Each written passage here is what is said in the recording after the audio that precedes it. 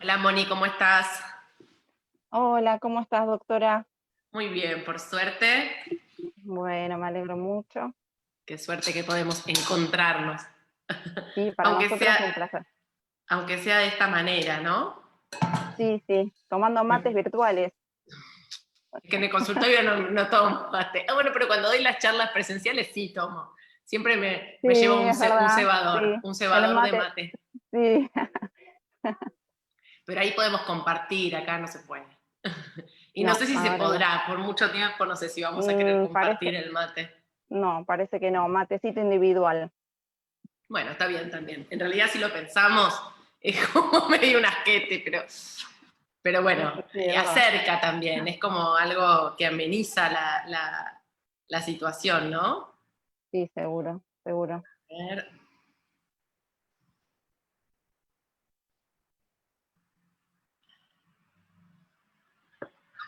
Bueno, ¿todo bien por ahí?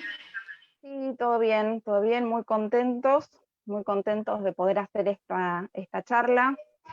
Sobre este tema que es tan importante para nosotros, ¿sí? Los tratamientos en dermatitis atópica. Es un tema muy, muy importante para nosotros y estamos muy contentos, muy agradecidos de que puedas brindarnos tu tiempo y bueno, siempre por tu buena predisposición, muchísimas gracias.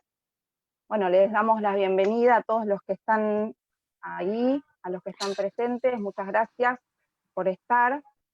Eh, Bueno, te presento, doctora, la doctora Paula Luna, es dermatóloga y dermatóloga pediátrica de los hospitales Alemán y Ramos Mejía, ¿sí? Y además forma parte de nuestro Consejo Médico Asesor, que es un grupo de expertos a los cuales desde ADAR siempre recurrimos para que la información que se transmite sea siempre información de calidad, que es lo que queremos lograr, ¿no? Que los pacientes puedan tener información de calidad.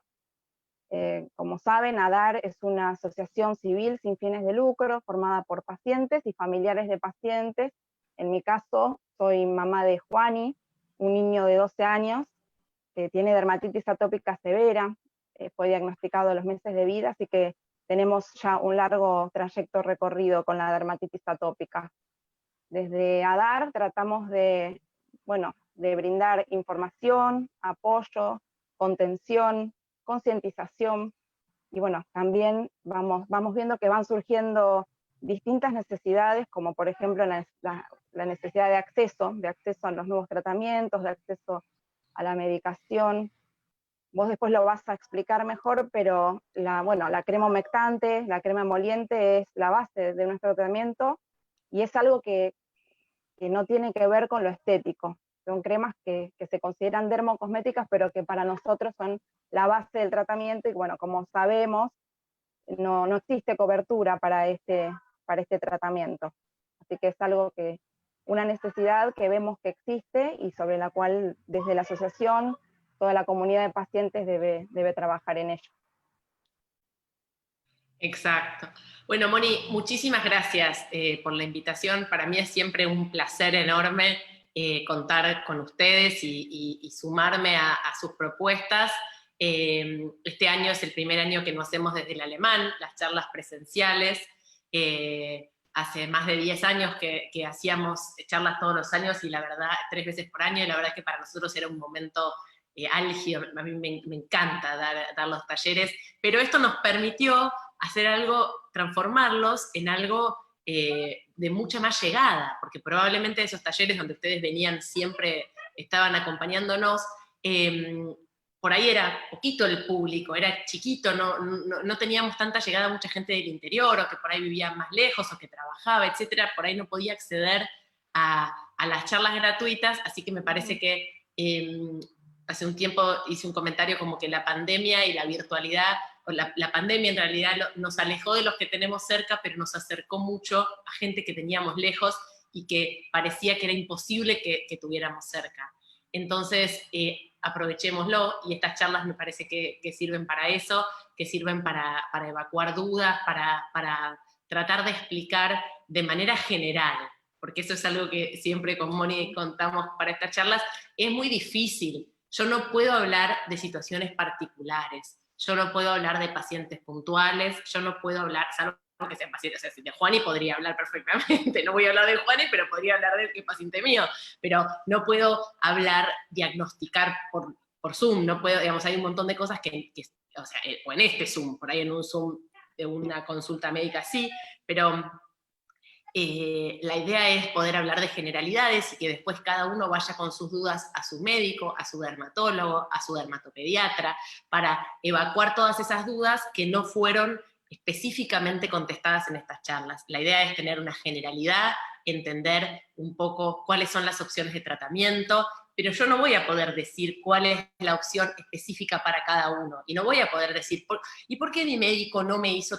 Eso no lo puedo saber, seguramente había razones, puede haber muchísimas y muy distintas, esto es solamente un pantallazo general de los tratamientos posibles para dermatitis atópica, ¿sí? Vamos a hablar mucho de los tratamientos más básicos, de los tratamientos más generales, porque son los que la mayoría de los chicos, o los adultos, perdón, siempre digo chicos, pero estamos hablando también de adultos, lo que la mayoría de los pacientes va a necesitar son las cosas generales, como mucho algún tratamiento sistémico clásico, y muy poquitos pacientes van a necesitar otros tratamientos, que son los más modernos, ¿sí? Pero empecemos un poquito entonces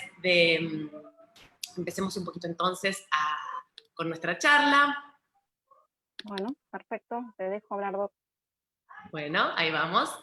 Muchísimas gracias. A ver, no iba a usar un apoyo visual, pero me parece que está bueno, solamente para tener una pequeña organización, y casi que voy a mostrar 4 o 5 slides, y lo demás va a ser todo contado oralmente.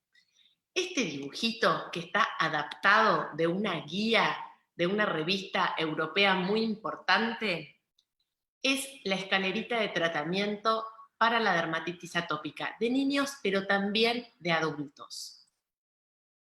Como ven, el primer escalón es el que aplica a todos los pacientes, tengan la severidad que tengan, ¿sí? No importa si tienen una dermatitis leve, si tienen una dermatitis moderada, si tienen una dermatitis severa, todos los pacientes tendrían que usar emolientes, tratar de usar baños lo más adecuados posibles, que a veces son difíciles. Después vamos a hablar, esto es lo ideal, después vamos a hablar de la vida real en todo caso, pero entonces emolientes, aceites de baño, y esto que dice evitar alergenos clínicamente relevantes en cada paciente, solamente si estos alergenos estuvieran descubiertos.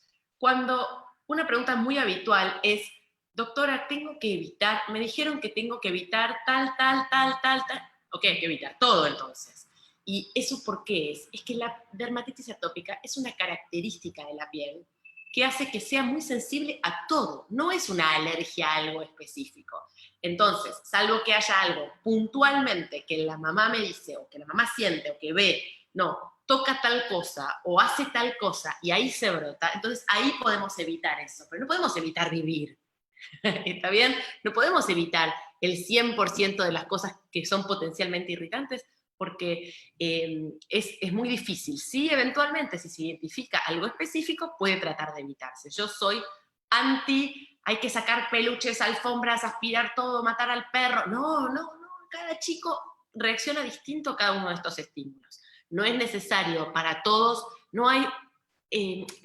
la dermatitis atópica es un traje hecho a medida, el tratamiento, y por eso a veces es tan difícil, son tan difíciles estas charlas solamente explicativas, porque no hay algo que aplique al 100% de todos los pacientes, ¿ok? Y además dice algo muy interesante este primer escalón, que son los programas de educación, se llaman educación terapéutica, y son esto, ¿sí? Estas charlas son una adaptación de los programas de educación terapéutica, donde se les explica realmente en un lenguaje fácil de comprender. A veces, ojalá en la consulta siempre pudiéramos explicar de esta manera a todos nuestros pacientes de qué se trata la dermatitis y todas las alternativas de tratamiento que hay, a qué se debe, por qué se da, pero no se puede, ¿sí? Lamentablemente no siempre tenemos tiempo o o está dada la situación para que podamos hacerlo. Y estos programas de educación de educación terapéutica sirven para estas cosas, ¿sí? Después tenemos el segundo nivel, que es la dermatitis atópica leve, donde lo único que hay son poquitos eczemas, estas manchitas rojas que pican, etcétera, donde son poquitos, donde no ocupan una gran superficie corporal, donde si le pongo un poco de corticoide enseguida desaparecen y por mucho tiempo no vuelven a aparecer, ¿sí? En ese caso se utilizan, además de las cremas hidratantes, que son sumamente importantes. Probablemente muchos de ustedes conocen el concepto de tratamiento preventivo cuando estamos hablando de asma o de broncoespasmo, ¿sí? Porque muchos de los pacientes con dermatitis atópica además tienen asma o broncoespasmo. Bueno, esto mismo aplica al tratamiento con emolientes, ¿sí? Con las cremas hidratantes son para la dermatitis atópica el tratamiento de base, ¿sí? Para todos los pacientes. Bien, entonces en la segunda parte estamos hablando de corticoides tópicos, de moderada potencia, inhibidores de calcineurina, que son el calcipotriol, que son el tacrolimus o el pimecrolimus, y actualmente agregamos en este primer escaloncito al crisaborol, que es otra medicación tópica, inmunomoduladora de la piel, pero que no contiene corticoides. Y en algunos pacientes podríamos llegar a necesitar antisépticos.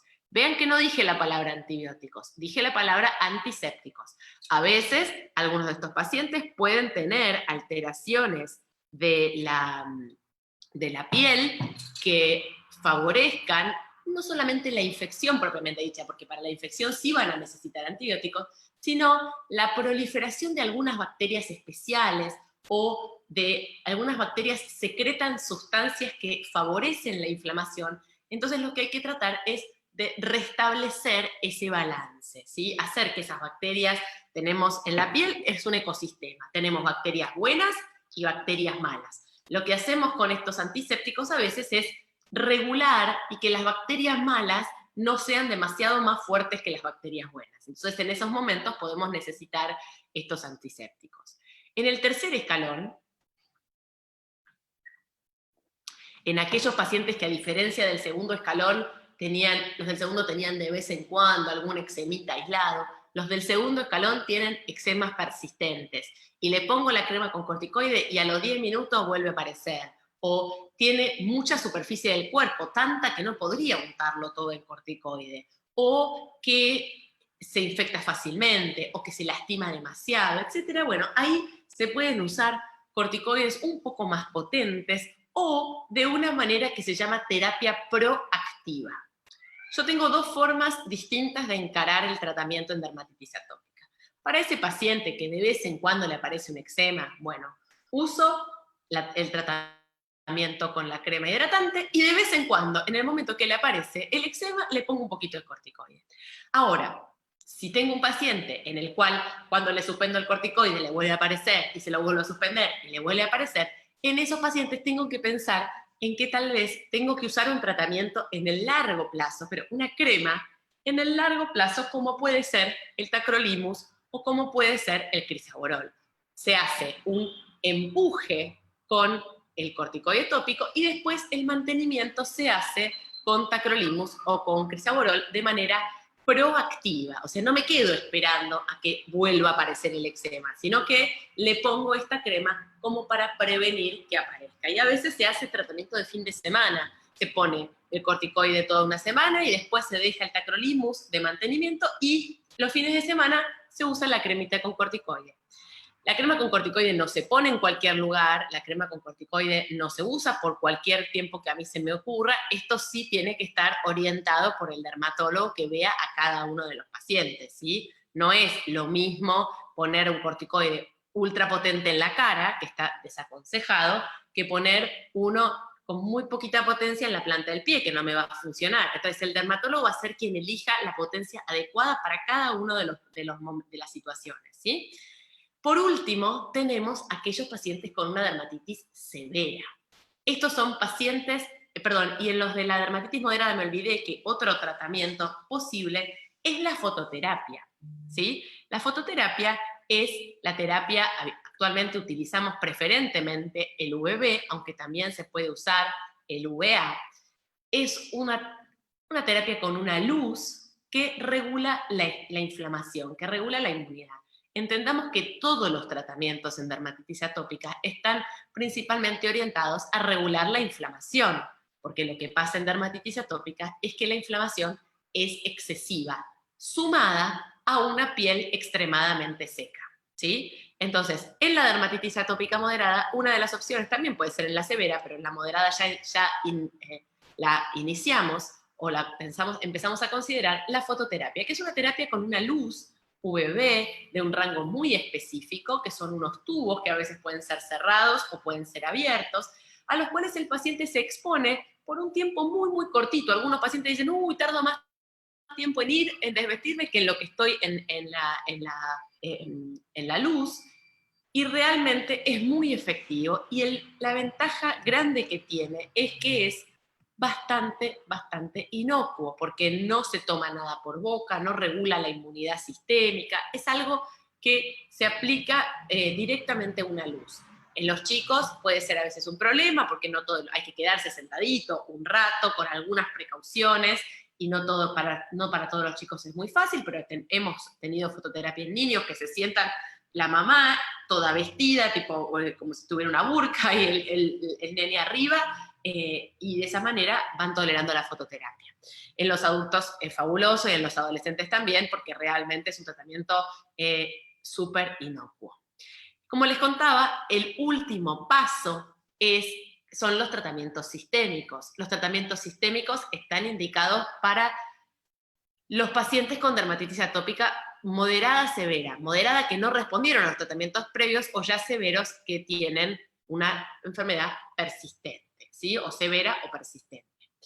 Esto en algunas oportunidades se requiere hospitalización, en otras oportunidades se utilizan los fármacos que, si bien en este artículo lo denominan inmunosupresión, en realidad a las dosis que los usamos para dermatitis atópica son más bien inmunomoduladores, no son drogas que hacen que el paciente no pueda hacer nada, no son drogas que hacen que el paciente tenga que vivir en una burbuja, para nada, lo que hacen es regular esa inmunidad que está excitada, que está exagerada en dermatitis atópica, para regularla para que no actúe de esa manera agrediendo a la piel. Y los tratamientos son la ciclosporina, el metotrexato, la azatioprina o el mofetilmicofenolato en primer término, ¿sí? Los que más utilizo yo, por lo menos, son la ciclosporina, el metotrexato y eventualmente la azatioprina. Y como ven ahí aparece metido algo que dice curso corto de corticoides orales. La verdad es que yo trato de evitar los corticoides orales en los pacientes con dermatitis atópica, y eventualmente, pero muy eventualmente, se utilizan en aquellos pacientes que realmente están muy, muy severos, ¿sí? En aquellos que necesito revertir rápidamente el cuadro, pero que tengo un plan B. No sirve yo dar un corticoide por boca, por vena o parentera, o en la cola, a un paciente que mañana no tengo un plan B. Puedo usarlo en uno que ya sé que mañana va a empezar ciclosporina, o que la semana que viene va a empezar metotrexato, o que va a empezar fototerapia, o que va a empezar dupilumab, pero no en aquel paciente en el cual no tengo otra alternativa, porque va a ser pan para hoy y hambre para mañana, y cada reagudización puede ser incluso más agresiva para los pacientes. Entonces es muy importante entender esto, porque muchos de los pacientes el único tratamiento que se les ha ofrecido, o el único tratamiento que entienden como válido, es el corticoide. Yo lo entiendo porque es un alivio rápido, pero extremadamente transitorio. Entonces tenemos que buscar otras alternativas. Y por último está el dupilumab, que es, último no quiere decir realmente último, sino que voy a mencionarlo último en esta lista, es el dupilumab.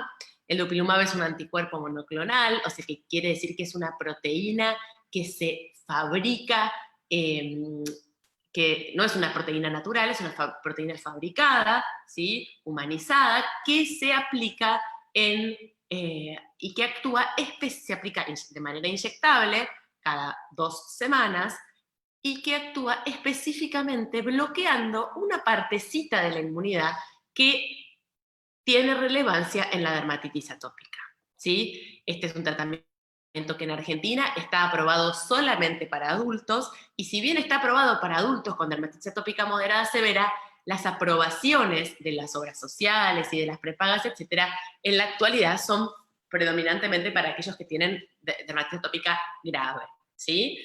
Severa. Es una droga que revolucionó el tratamiento de la dermatitis atópica, pero de vuelta, no es el fármaco que más vamos a usar. Si bien hay mucha propaganda, hay mucha publicidad y vamos a escuchar un montón que se habla de dupilumab, va a ser para algunos pacientes. Es una medicación muy segura, que tiene algunos efectos adversos descriptos, como es la conjuntivitis, ¿sí? Que no quiere decir que lo va a dar, pero que pudiera pasar, y ya sabemos en realidad que los pacientes con conjuntivitis, que los pacientes con dermatitis atópica severa tienen mayor predisposición a la conjuntivitis, y es una medicación que una vez que empieza a aplicarse, no sabemos cuándo va a dejar de aplicarse, ¿sí? Es una medicación que hay que pensarla para el largo plazo. Respecto de la ciclosporina es una droga que se usa hace muchos años, que se usaba inicialmente para el tratamiento para evitar el rechazo de los trasplantes, o sea, para evitar que el cuerpo rechazara los órganos que eran donados de otra persona, pero para esos pacientes se usan dosis altísimas. Para los pacientes con dermatitis atópica se usan dosis relativamente moderadas y tienen bastante buen perfil de seguridad. Hay que saber usarla, no cualquiera la puede usar, y el paciente tiene que tener, por ahí, no debería tener hipertensión arterial, no debería tener problemas en los riñones, no debería tomar muchos otros fármacos, o sea que no es para usarlo en todos los pacientes, pero algunos pacientes pueden beneficiarse de este tratamiento. Sin duda, para mí la estrella es el metotrexato. El metotrexato es una medicación también que se usa hace muchísimos años, se utiliza para muchísimas enfermedades, se usa muchísimo en reumatología, se usa incluso para el tratamiento del cáncer, pero a dosis totalmente distintas. Se usa para tratamiento de cáncer, digo porque por ahí lo ven y se asustan, se usa a dosis muchísimo más altas de las que usamos nosotros y diarias. Nosotros para dermatitis atópica la usamos de manera semanal, ¿sí? Y es una medicación con muy buen perfil de seguridad. Hay que hacer controles del hígado, hay que hacer controles de los glóbulos de la sangre, pero no se necesitan muchos más controles. No es que hay que estar todo el día haciendo una biopsia del hígado, por ejemplo. Se necesita de vuelta, lo tiene que dar un médico, lo tiene que dar un médico con experiencia, y lo tiene que dar un médico que sepa del control. Y la azatioprina y el mofetilmicofenolato son bastante parecidos en el perfil de seguridad al metotrexato. Y de lo que no hablé todavía es de los nuevos tratamientos, que hay mucha investigación, afortunadamente, hay mucha investigación llevándose a cabo en dermatitis atópica, y en la actualidad nosotros tenemos la suerte de estar participando, pero hay además bastantes estudios corriendo en Argentina, sobre el uso de unas moléculas que son por boca, que se llaman inhibidores JAK. Los van a empezar a escuchar, si están en el mundo de la dermatitis, si les interesa conocer respecto de las cosas nuevas, van a escuchar al respecto de los inhibidores JAK. Son moléculas también que regulan la inflamación de una manera más general que el dupilumab. El dupilumab es un biológico, dijimos, que bloquea específicamente dos partecitas muy chiquititas de la inflamación de la dermatitis. Bueno, los inhibidores JAK bloquean un poco más generalmente, ¿sí? Hay dos familias de inhibidores JAK estudiándose para dermatitis atópica. Una incluso ya está aprobada en Europa para dermatitis atópica de adultos, que es el baricitinib.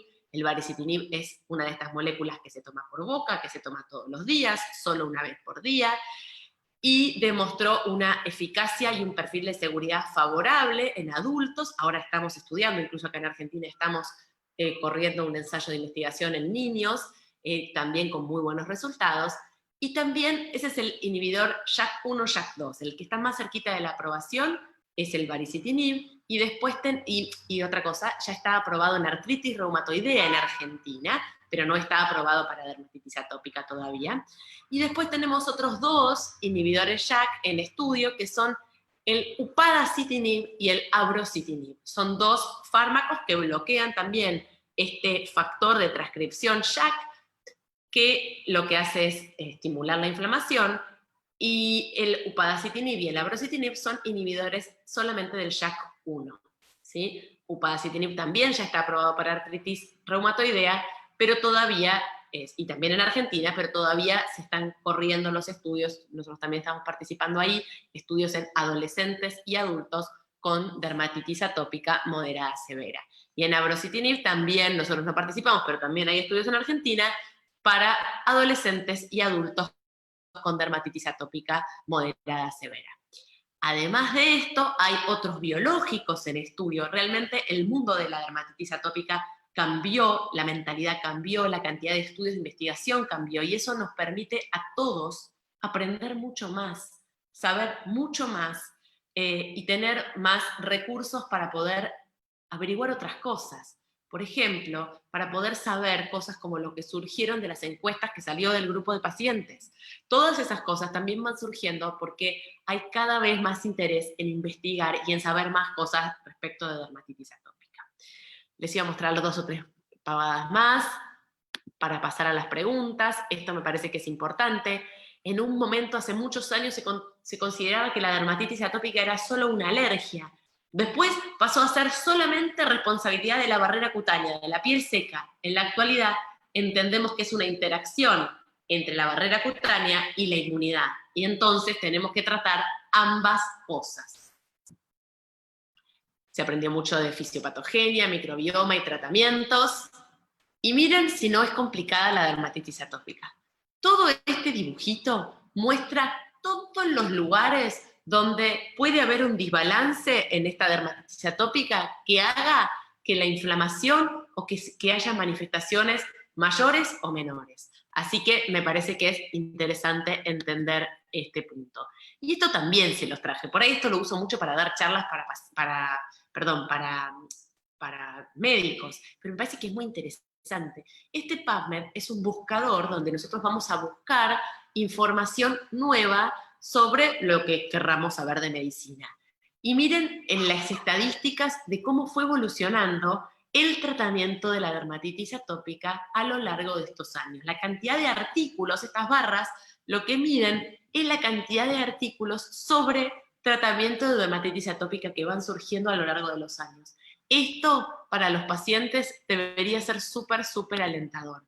Y lo mismo esto. Esta es otra página que lo que muestra es todos los estudios, todos los países o todos los continentes, están marcados acá, donde se están haciendo actualmente estudios de medicamentos, o estudios no solamente intervencionistas con medicamentos nuevos, sino estudios a veces es mirar cómo se comportan, mirar qué pasa sobre la dermatitis atópica. Así que me parece que más allá de todo el sufrimiento que nos puede causar y el compromiso que nos puede traer esta dermatitis, hay un mundo por delante que nos muestra que hay mucha investigación y que hay mucho, mucho para hacer. ¿Sí? Moni, si querés que abramos a las preguntas.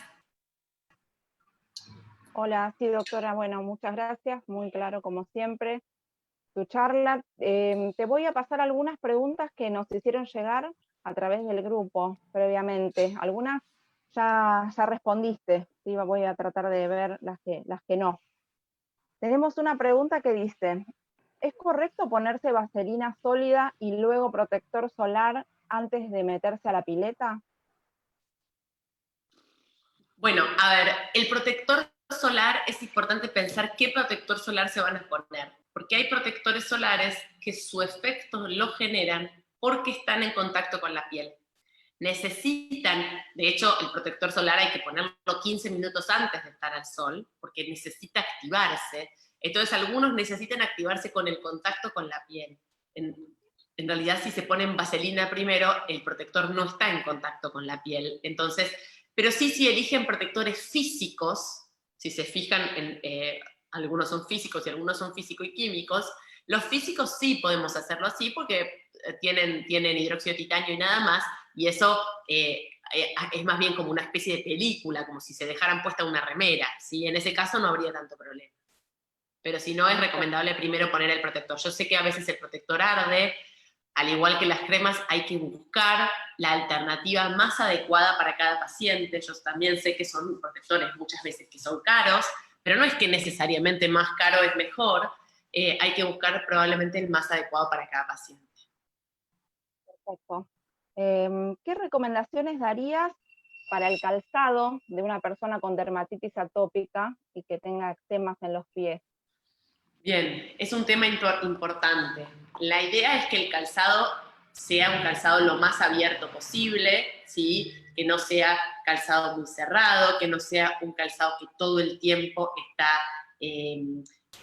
juntando humedad, tratar de usar medias de algodón, tratar de que estas medias sean y que sean blancas en lo posible. A veces, si están muy húmedas, cambiarlas de vez en cuando para que por ahí a lo largo del día, si el paciente tiene que estar mucho tiempo parado, si tiene que estar mucho tiempo calzado, tratar de evitar las medias de nylon, tratar de evitar todo eso sí puede ser una buena idea. Y lo ideal sería una alpargata de gaucho, no sé, o andar en patas. Ahora en cuarentena estuvo bueno andar en patas, o tratar de usar zapatos por ahí de cuero, tampoco cuero teñido.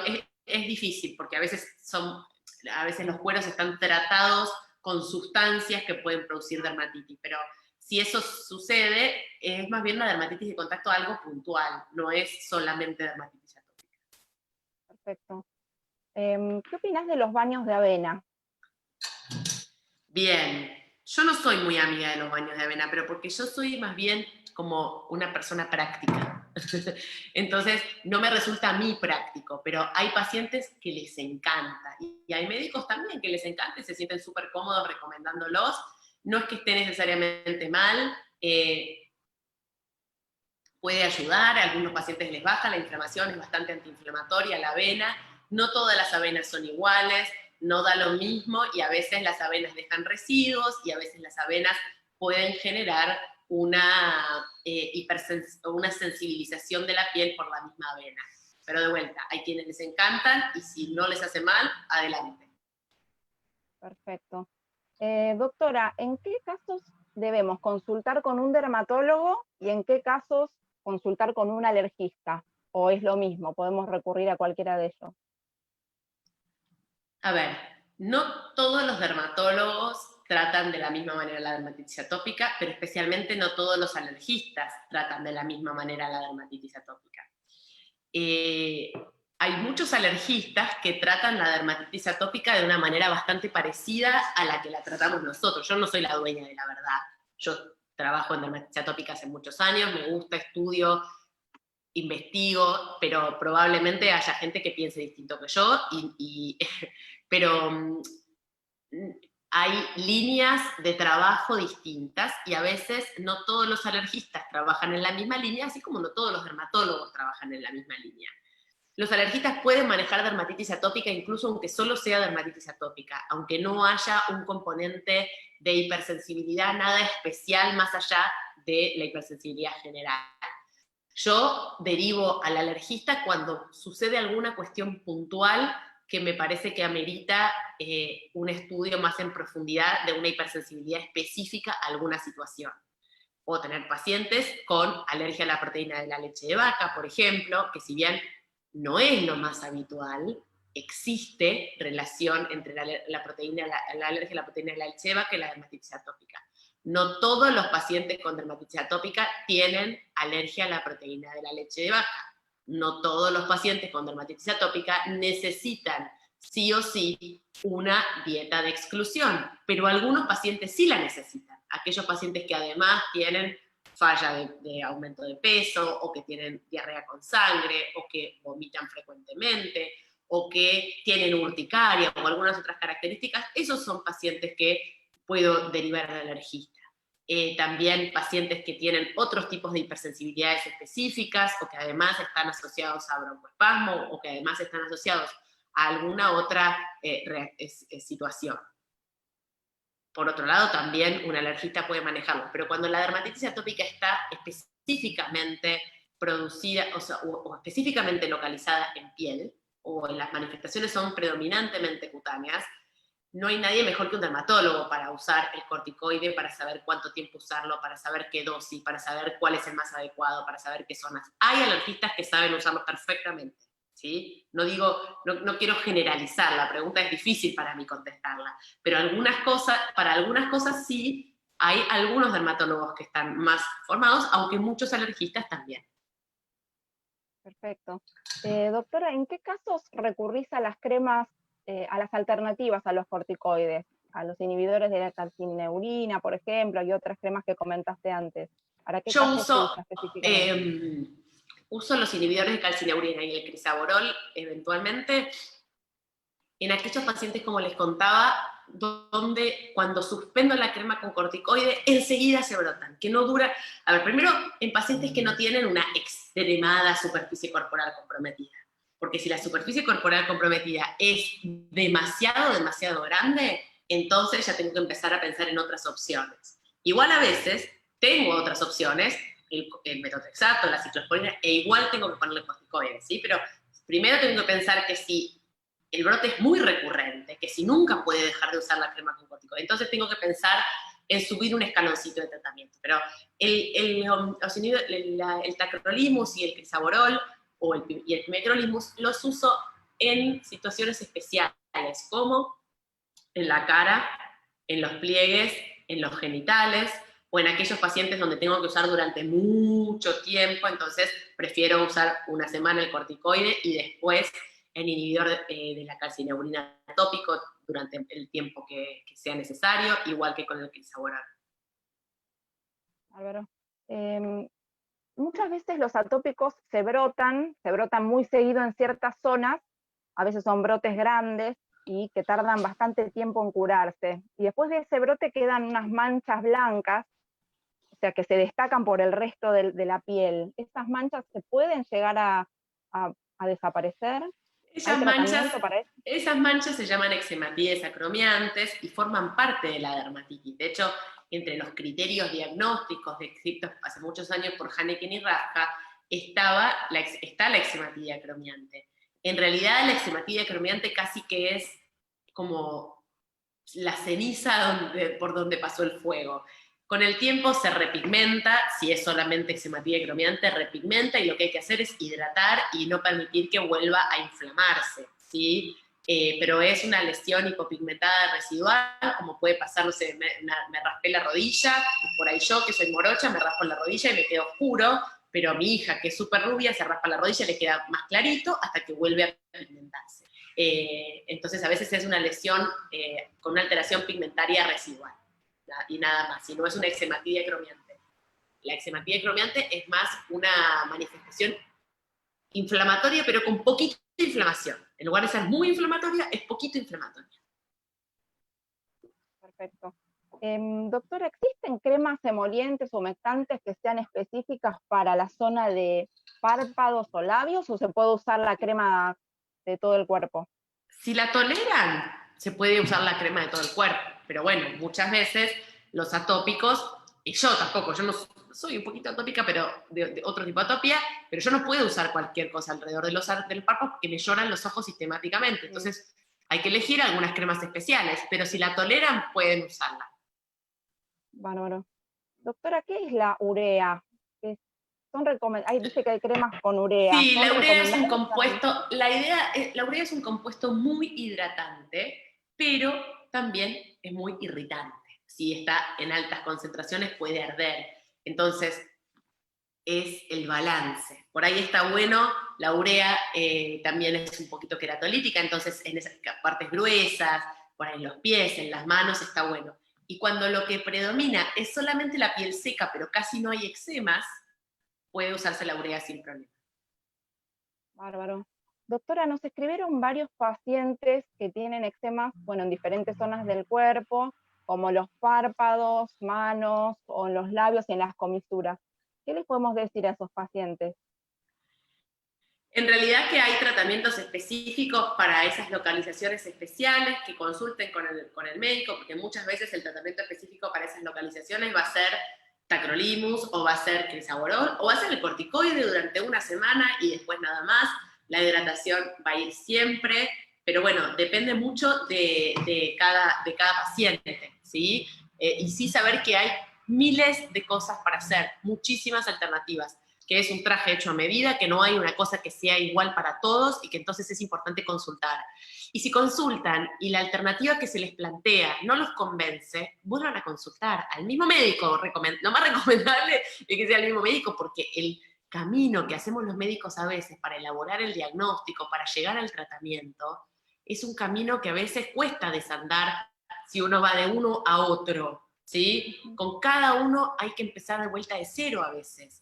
Y los médicos estudiamos de distintos libros, tenemos distintas experiencias, aprendemos distintas cosas, entonces por ahí ir de uno a otro vamos a escuchar muchas veces distintas opiniones y nos vamos a desconcertar más de lo que nos aclara, y por ahí a veces, como somos cada uno distintos e individuales, más allá de que haya enfermedades, lo que hay son pacientes, necesitamos a veces dar con el tratamiento adecuado para cada uno. Por ejemplo, los emolientes. Para mí en este caso es un ejemplo perfecto.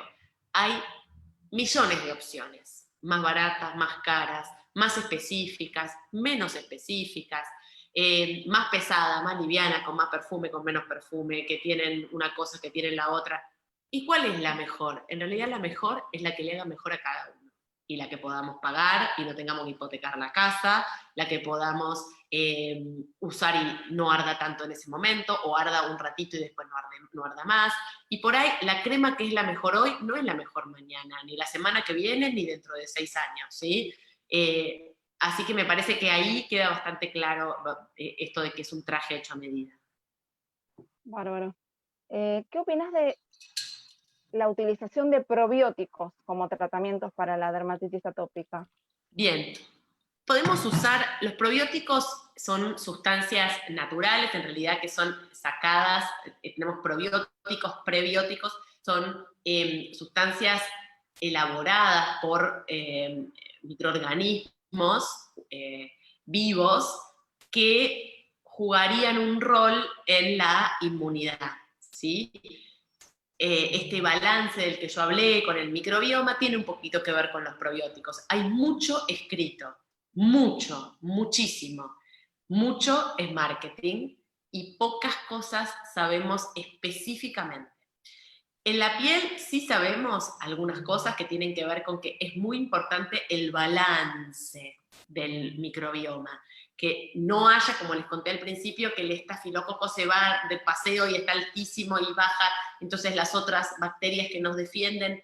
En ese caso hay algunos emolientes específicos que tienen probióticos y que pueden ayudar a restablecer el balance, pero no a todos nos va a restablecer el balance de la misma manera, y no todos necesitamos que nos lo restablezcan de la misma manera. Y además de haber probióticos en crema, también hay cremas que tienen sustancias que colaboran con el estáfilo, por ejemplo, sustancias antibiofilm. El biofilm es como una sustancia también que fabrica el estafilococo y otras bacterias, y que le permiten ser resistente a los antibióticos y resistente a la inmunidad. Entonces a veces hay algunas de las cremas que estabilizan esto y no permiten que se forme el biofilm, pero además hay probióticos que se usan por boca.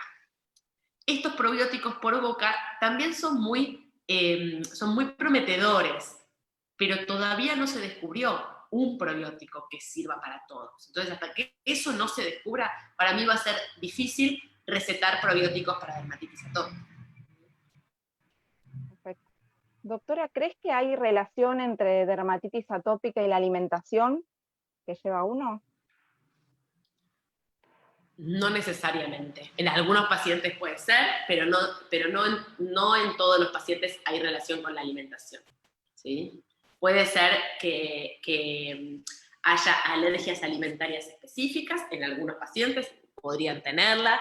Es menos del 1% de los pacientes con dermatitis atópica aquel que tiene una alergia alimentaria específica. Entonces lo que no vale tampoco acá es hacer dietas restrictivas iguales para todos los pacientes, ¿sí? Acá la listita esa que me llevo impresa no va, porque cada paciente es distinto en este sentido, y tampoco tiene más sentido hacer esas dietas que antes eran hiper restrictivas en todas las sustancias que son liberadoras de histamina, como, no sé, la frutilla, la naranja, que eso se sacaba antes mucho, salvo que sea a nivel local, porque lo comen y le irritan localmente, por lo general, de vuelta, por lo general, pero hay pacientes que sí se justifican, ¿sí? Pero no es algo que voy a la consulta con el dermatólogo y lo primero que me da es una dieta, no. Okay. Doctora, en esta charla casi no mencionaste al antihistamínico. No mencioné los antihistamínicos, es verdad. ¿Por qué no los mencioné? Porque los antihistamínicos en realidad no tienen un rol en la fisiopatogenia de la dermatitis, del prurito ni de la dermatitis. La picazón está mediada por un montón de moléculas distintas. En la dermatitis, la picazón está mediada por algunas moléculas que no son necesariamente la histamina. Por lo general, de hecho, el antihistamínico no mejora a la mayoría de los pacientes con dermatitis. Puede ayudarlos a estar más tranquilos, puede ayudarlos a conciliar el sueño, pero por lo general no los ayuda con el brote y no les saca el eczema. Salvo que los pacientes además tengan una urticaria o tengan algún otro fenómeno sí más de tipo mediado por histamina, ahí sí pueden sumar, pero no es algo que le damos a todos los pacientes en la actualidad. No. Antes lo usábamos mucho y en la actualidad a veces lo usamos y hay pacientes que los necesitan, pero no es algo que tenga fisiopatogénicamente una relación específica. Bueno. El metotrexato, ¿por cuánto tiempo máximo se puede usar? ¿O cuánto tiempo, otra pregunta sería, ¿cuánto tiempo debemos esperar para que comience a hacer efecto? Bien, dos cosas. ¿Cuánto tiempo tenemos que esperar para que comience a hacer efecto? El metotrexato puede tardar hasta 8 a 12 semanas en hacer efecto. Entonces, a veces hay que tener paciencia. Y además, el efecto del metotrexato a veces sigue y sigue mejorando con el tiempo. Y cada vez está mejor el paciente. Y en otros casos tenemos que suspenderlo porque no funciona. Pero sí, por lo menos hay que esperar entre 8 y 12 semanas. Esa es una diferencia grande con la ciclosporina. La ciclosporina empieza a actuar rápidamente. Muchas veces usamos, o por lo menos yo me gusta usar, en aquellos pacientes que están muy agudos, que están muy secretantes, que les pica, que no pueden vivir, ciclosporina. 4 a 6 meses y después empezamos con el metotrexato cuando están un poco más estabilizados, ¿sí? Ahí empezamos con el metotrexato. El metotrexato es una medicación que hay que prestarle atención en el uso a largo plazo. Hay experiencia por las enfermedades reumatológicas que les contaba antes, de muchos años, de pacientes que la usan durante 20 años. En realidad, lo que nos va a decir cuándo tenemos que suspender el metotrexato son dos cosas. En las mujeres, cuando quieran quedar embarazadas. Ahí van a tener que suspender el metotrexato. En los hombres, cuando quieran tener un bebé también. A veces, no queda demasiado claro si los hombres pueden tomar metotrexato cuando quieren buscar dejar embarazada a su mujer. En ese caso, tal vez podríamos plantearnos suspender porque hay algunos reportes, si bien la mayoría dicen que no, que podría haber ahí jugar un rol en algunos casos en la alteración del bebé. Pero se cree que tiene mucha más influencia cuando la mujer lo está tomando. ¿En qué otro momento hay que suspender el metotrexato? O cuando deja de funcionar, o cuando el paciente está tan bien que ya lo puedo dejar. ¿Sí? O cuando hay alguna alteración en el laboratorio, cuando aumentan las enzimas del hígado, cuando bajan, hay muchas enzimas del hígado que se pueden medir, cuando bajan algunos factores de la sangre, o cuando, como les contaba, cuando el paciente está muy bien o cuando el paciente está muy mal. En cualquiera de esos momentos elegimos suspender el metotrexato, ¿sí? Pero el control hepático es lo que nos marca la cantidad de tiempo de uso. Hay pacientes, como les conté, que lo usan 4, 6, 8 años, y los pacientes adultos lo usan como 20 años, y pensemos que muchas veces los chicos, que es en quienes también usamos metotrexato sin tanto temor, son mucho más sanos que los adultos. No toman alcohol, no toman otros fármacos que interactúan en el hígado, etc. Pero bueno, siempre hay que hacer los controles pertinentes. Muy bien. Doctor, acá nos están preguntando por los moluscos contagiosos. Muy bien, siempre salen los moluscos contagiosos, y salen en esta charla porque si bien los moluscos contagiosos son un virus súper frecuente entre los chicos, que no tienen una relación estricta con los moluscos, con la dermatitis, aparece mucho en los pacientes con dermatitis atópica, porque el molusco es un virus que ataca la capa más superficial de la piel. Es un virus que ataca la parte más superficial, es un virus que se da en los chicos, o sea que ahí ya tenemos dos cosas que coinciden con dermatitis, y es un virus el cual, para que la piel lo elimine, muchas veces genera inflamación muy parecida a la dermatitis. Entonces, esa inflamación puede picar y hace que el chico se genere y se contagie a sí mismo cada vez más molusco. Pero hay un círculo vicioso entre el molusco y la dermatitis. Los chicos con dermatitis tienen más moluscos y tienen muchos más porque se van contagiando, y además el molusco puede producir dermatitis, entonces se genera un círculo vicioso.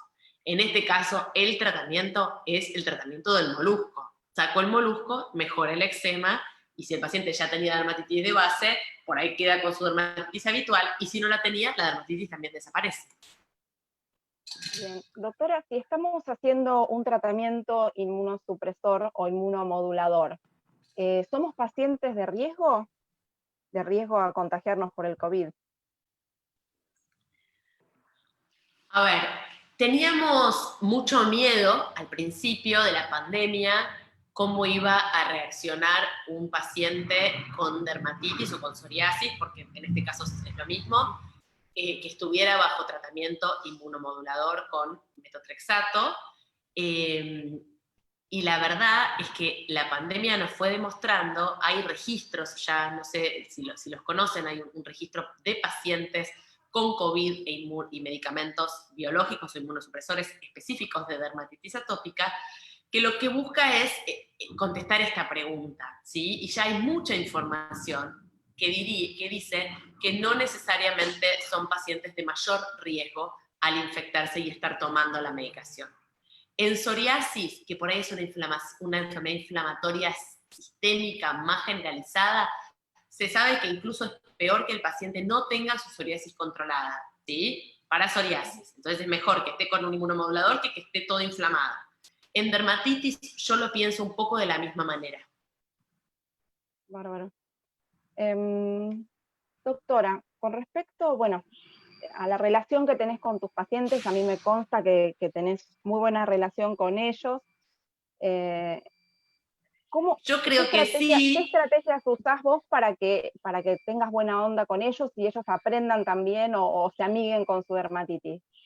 Es difícil, y hace poquito me pasó que tuve un paciente que no le gustó como soy, que no le gustó como lo traté, y puede pasar, y hay un médico para cada paciente y un paciente para cada médico, y los médicos también tenemos que bancárnosla esa, cuando a veces no va y no es para nosotros, y hay muchos médicos que saben mucho de dermatitis, y hay muchas opciones para esto. En realidad lo que hay que entender, me parece, hay que tomar en cuenta la carga de enfermedad, lo que implica tener dermatitis atópica especialmente severa, lo que implica poder cargar con estos tratamientos.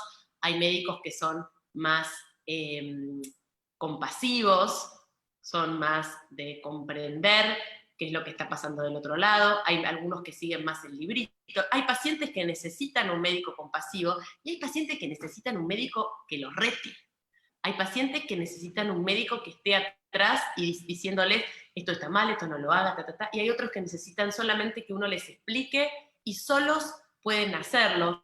Hay otros pacientes, en realidad lo importante es que no dejen de buscar el médico que sea más adecuado para ustedes. Y a veces el médico más adecuado no es el médico que más les gusta, ¿sí? Porque tampoco hay que buscar al médico que dice solamente lo que uno quiere escuchar, porque a veces esos no me ayudan. Hay que buscar cuál es el médico más adecuado para lo que cada uno tiene. Hay pacientes que, de vuelta, hay pacientes que les encanta como soy, como los trato, y hay otros que lo odian, que les parece un horror, que les parece terrible tener que ir a estar en la sala de espera llena de gente. Bueno, o hay pacientes que odian que yo tenga este tono, o hay pacientes que les molesta que los rete, porque a veces los reto, o que los sacuda, porque a veces digo cosas que no les gustan. Bueno, no hay problema, busquemos otra opción. Hay un montón de alternativas. Lo importante es que el paciente esté bien, o mejor. Tengo una pregunta que nos están haciendo acá en el vivo. Dermatitis atópica y dermatitis epiteforme, celíaca, ¿son parecidas Sí, o son muy tienen relación? parecidas. Es un diagnóstico diferencial, de los pocos diagnósticos diferenciales que, bueno, no tiene pocos, tiene varios, pero uno de los principales diagnósticos diferenciales de la dermatitis atópica es la dermatitis herpetiforme, que es la manifestación en la piel de la enfermedad celíaca. Bárbaro. Bueno, doctora, nos quedaron algunas preguntas, pero podemos dejarlo para la próxima charla, si te parece. Para cuando ustedes quieran. Yo encantada siempre de acompañarlas y de contestarles. Si quieren las preguntas en el Facebook y las vamos contestando, no hay ningún problema. Ustedes saben que yo estoy abierta a las preguntas y acompañarlos en lo que quieran. La idea es, además, tener información fiable y que a mí me parece muy importante que el paciente esté empoderado y que el paciente sepa y que el paciente pregunte y que el paciente desafíe y que el paciente entienda lo que está pasando. El médico más antiguo, que era el todopoderoso y el paciente más pasivo, no me gusta tanto, me parece que está buenísimo, pero para eso el paciente tiene que saber dónde ir a buscar, a quién preguntar, de dónde sacar la información, porque la información, como les mostré hasta en el gráfico de PubMed, es infinita la cantidad de artículos, solamente de algo muy específico como lo que les mostré. Y a veces cuando uno está involucrado, toma decisiones por ahí o les parece que y por ahí no tenemos todas las herramientas, pero es importante que ADAR pueda brindar información de calidad. Y también por eso tiene un comité asesor, no tiene un solo médico que es el dueño de la verdad, tiene un montón de médicos que pueden opinar, incluso un montón que opinaremos cosas distintas o que tendremos distinta manera de transmitirlo. Y esto que para mí es, bueno, a mí no me gusta prohibir nada, y hay otros médicos que dicen, está prohibido terminantemente que se pongan un arito. Y bueno, a ver, o está prohibido terminantemente que se metan a la pileta. Y bueno, está bueno, ¿por qué no se va a poder meter a la pileta? Ya bastante pues tenemos con tener que lidiar con esta dermatitis todo el tiempo, pero bueno, de vuelta, por eso está bueno tener un comité asesor y no solamente un médico.